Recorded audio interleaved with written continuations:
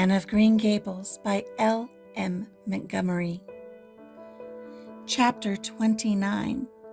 An Epic in Anne's Life. Anne was bringing the cows home from the back pasture by way of Lover's Lane. It was a September evening, and all the gaps and clearings in the woods were brimmed up with ruby sunset light. Here and there, the lane was splashed with it, but for the most part, it was already quite shadowy beneath the maples, and the spaces under the firs were filled with a clear, violet dusk-like airy wine. The winds were out in their tops, and there is no sweeter music on earth than that which the wind makes in the fir trees at evening.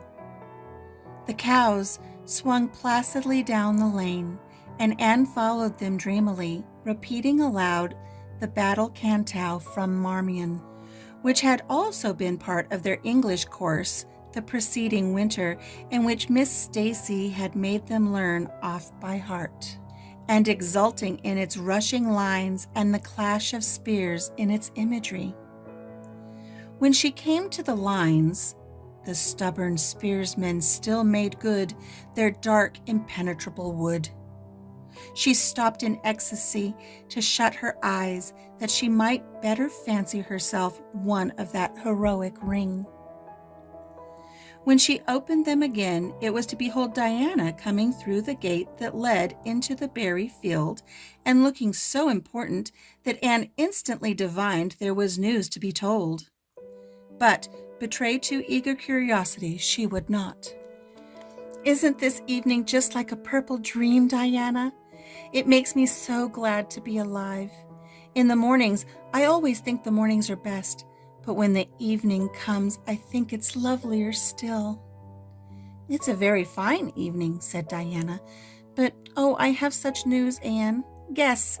You have 3 guesses." Charlotte Gillis is going to be married in the church after all, and Mrs. Allen wants us to decorate it," cried Anne.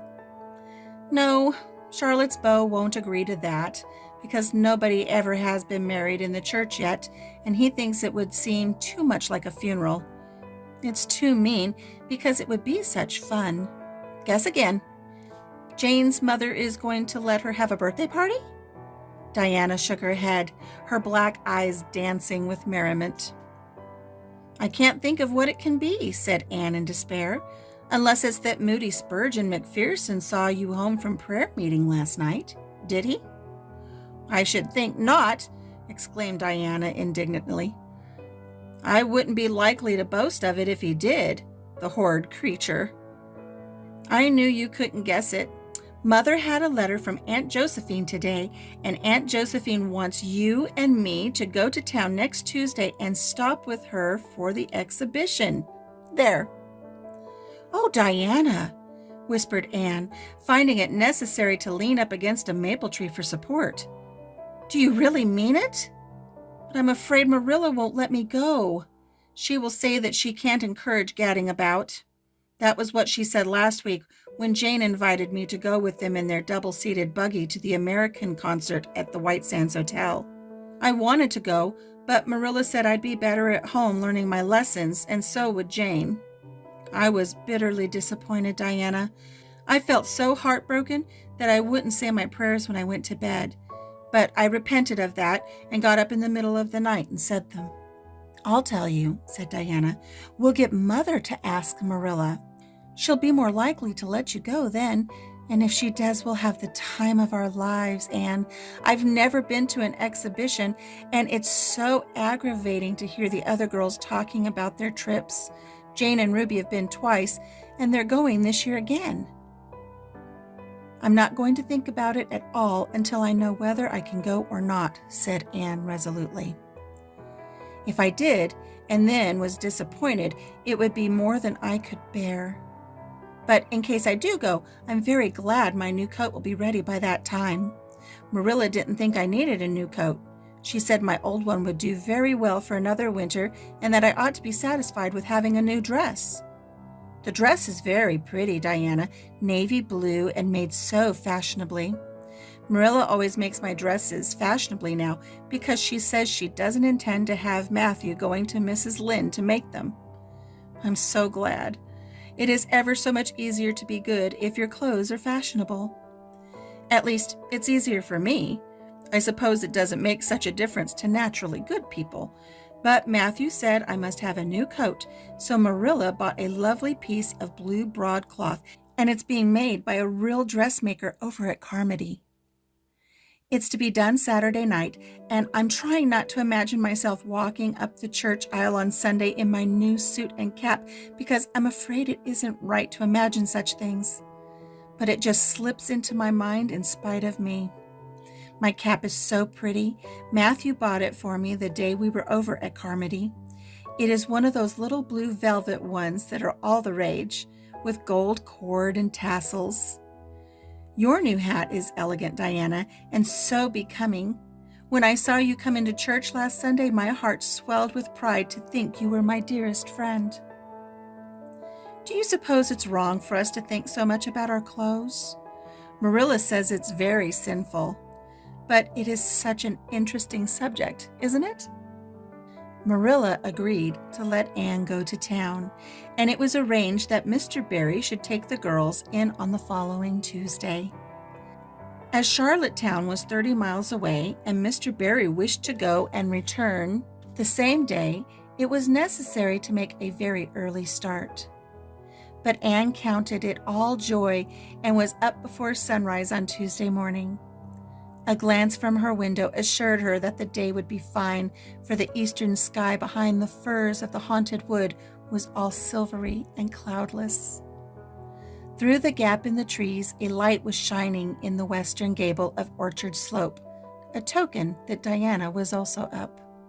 Anne was dressed by the time Matthew had the fire on and had the breakfast ready when Marilla came down, but for her own part was much too excited to eat. At breakfast, the jaunty new cap and jacket were donned, and Anne hastened over the brook and up through the firs to Orchard Slope. Mr. Barry and Diana were waiting for her, and they were soon on the road. It was a long drive, but Anne and Diana enjoyed every minute of it. It was delightful to rattle along over the moist roads in the early red sunlight that was creeping across the shorn harvest fields. The air was fresh and crisp, and little smoke-blue mists curled through the valleys and floated off from the hills. Sometimes the road went through woods where maples were beginning to hang out scarlet banners. Sometimes it crossed rivers on bridges that made Anne's flesh cringe with the old half-delightful fear. Sometimes it wound along a harbor shore and passed by a little cluster of weather-gray fishing huts. Again, it mounted to hills whence a far sweep of curving upland or misty blue sky could be seen. But wherever it went, there was much of interest to discuss. It was almost noon when they reached town and found their way to Beechwood. It was quite a fine old mansion set back from the street in a seclusion of green elms and branching beeches. Ms.Barry met them at the door with a twinkle in her sharp black eyes. "So you've come to see me at last, you Anne girl," she said. "Mercy, child, how you've grown! You're taller than I am, I declare. And you're ever so much better looking than you used to be, too. But I dare say you know that without being told." "Indeed I didn't," said Anne radiantly. "I know I'm not so freckled as I used to be, so I've much to be thankful for, but I really hadn't dared to hope there was any other improvement. I'm so glad you think there is, Miss Barry." Miss Barry's house was furnished with great magnificence, as Anne told Marilla afterwards. The two little country girls were rather abashed by the splendor of the parlor where Miss Barry left them when she went to see about dinner. "Isn't it just like a palace?" whispered Diana. "I never was in Aunt Josephine's house before, and I'd no idea it was so grand. I just wish Julia Bell could see this. She puts on such airs about her mother's parlor." velvet carpet," sighed Anne luxuriously. "And silk curtains. I've dreamed of such things, Diana, but do you know I don't believe I feel very comfortable with them after all. There's so many things in this room and all so splendid that there is no scope for imagination." "That is one consolation when you are poor. There are so many more things you can imagine about." Their sojourn into town was something that Anne and Diana dated from for years. From first to last, it was crowded with delight. On Wednesday, Ms.Barry took them to the exhibit grounds and kept them there all day. "It was splendid," Anne related to Marilla later on. "I never imagined anything so interesting. I don't really know which department was the most interesting. I think I liked the horses and the flowers and the fancy work best. Josie Pye took first prize for knitted lace. I was really glad she did. And I was glad that I felt glad, for it shows I'm improving, don't you think, Marilla, when I can rejoice in Josie's success? Mr. Harmon Andrews took second prize for Gravenstein apples, and Mr. Bell took first prize for a pig. Diana said she thought it was ridiculous for a Sunday school superintendent to take a prize in pigs, but I don't see why. Do you? She said she would always think of it after this when he was praying so solemnly. Clara Louise McPherson took a prize for painting, and Mrs. Lynde got first prize for homemade butter and cheese. So Avonlea was pretty well represented, wasn't it? Mrs. Lynde was there that day, and I never knew how much I really liked her until I saw her familiar face among all those strangers. There were thousands of people there, Marilla. It made me feel dreadfully insignificant. And Miss Barry took us up to the grandstand to see the horse races. Mrs. Lynde wouldn't go.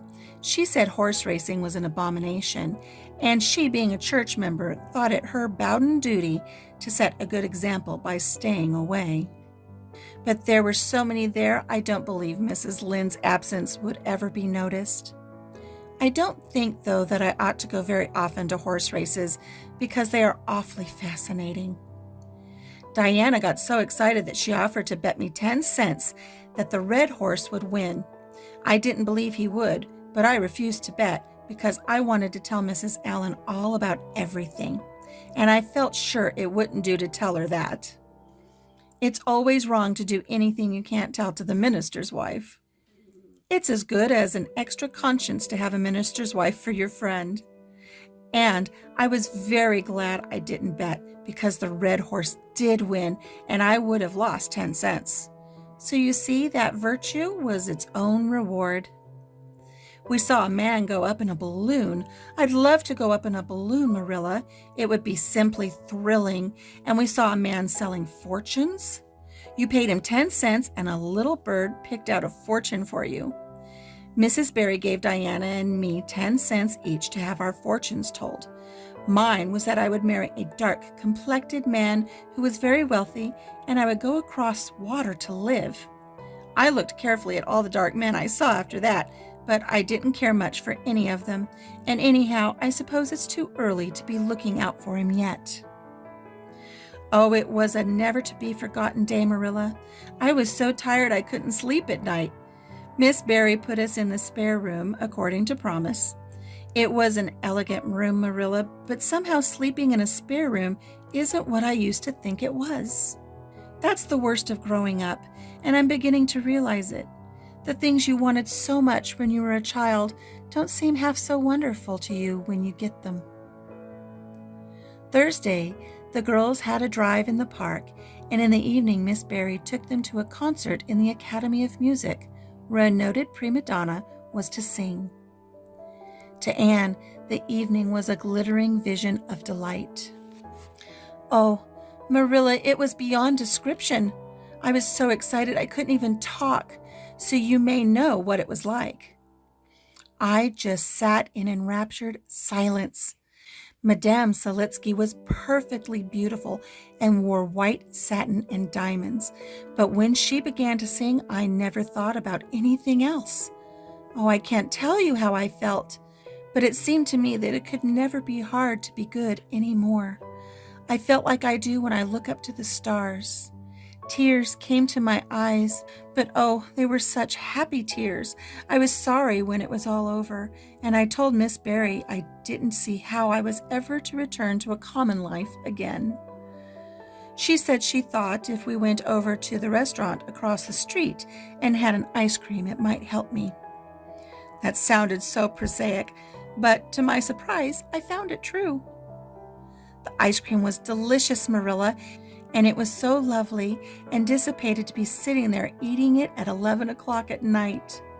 Diana said she believed she was born for city life. Miss Barry asked me what my opinion was, but I said I would have to think it over very seriously before I could tell her what I really thought. So I thought it over after I went to bed. That is the best time to think things out, and I came to the conclusion, Marilla, that I wasn't born for city life, and that I was glad of it. It's nice to be eating ice cream at brilliant restaurants at 11 o'clock at night once in a while, but as a regular thing, I'd rather be in the East Gable at 11, sound asleep, but kind of knowing even in my sleep that the stars were shining outside and that the wind was blowing in the firs across the brook. I told Miss Barry so at breakfast the next morning, and she laughed.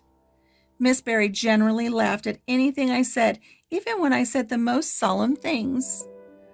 I don't think she liked it, Marilla, because I wasn't trying to be funny, but she is a most hospitable lady and treated us royally. Friday brought going home time, and Mr. Barry drove in for the girls. "Well, I hope you enjoyed yourselves," said Miss Barry as she bade them goodbye. "Indeed, we have," said Diana. "And you, Anne girl?" "I've enjoyed every minute of the time," said Anne, throwing her arms impulsively about the old woman's neck and kissing her wrinkled cheek. Diana would never have dared to do such a thing and felt rather aghast at Anne's freedom. But Miss Barry was pleased, and she stood on her veranda and watched the buggy out of sight. Then she went back to her big house with a sigh. It seemed very lonely lacking those fresh young lives. Miss Barry was a rather selfish old lady, if the truth must be told, and had never cared much for anybody but herself. But she valued people only as they were of service to her or amused her. Anne had amused her, and consequently stood high in the old lady's good graces. But Miss Barry found herself thinking less about Anne's quaint speeches than of her fresh enthusiasms, her transparent emotions, her little winning ways, and the sweetness of her eyes and lips. "I thought Marilla Cuthbert was an old fool when I'd heard she'd adopted a girl out of an orphan asylum," she said to herself. "But I guess she didn't make much of a mistake after all. If I'd a child like Anne in the house all the time, I'd be a better and happier woman." Anne and Diana found the drive home as pleasant as the drive in. Pleasanter. Indeed, it seemed there was the delightful consciousness of home waiting at the end of it. It was sunset when they passed through White Sands and turned into the shore road. Beyond, the Avonlea hills came out darkly against the saffron sky. Behind them, the moon was rising out of the sea that grew all radiant and transfigured in her light. Every little cove along the curving road was a marvel of dancing ripples. The waves broke with a soft swish on the rocks below them, and the tang of the sea was in the strong, fresh air. "Oh, but it's good to be alive and to be going home," breathed Anne. When she crossed the log bridge over the brook, the kitchen light of Green Gables winked her a friendly welcome back, and through the door shone the hearth fire, sending out its warm red glow athwart the chilly autumn night. Anne ran blithely up the hill and into the kitchen, where a hot supper was waiting on the table. "So you've got back," said Marilla, folding up her knitting. "Yes, and oh, it's so good to be back," said Anne joyously. "I could kiss everything, even the clock. Marilla, a broiled chicken! You don't mean to say you cooked that for me?" Yes, I did, said Marilla. I thought you'd be hungry after such a drive and need something real appetizing. Hurry and take off your things, and we'll have supper as soon as Matthew comes in. I'm glad you've got back, I must say. It's been fearful lonesome here without you, and I never put in 4 longer days. After supper, Anne sat before the fire between Matthew and Marilla and gave them a full account of her visit. I've had a splendid time, she concluded happily, and I feel that it marks an epoch in my life. But the best of it all was the coming home. That concludes chapter 29. Join us next time for chapter 30, The Queen's Class is Organized.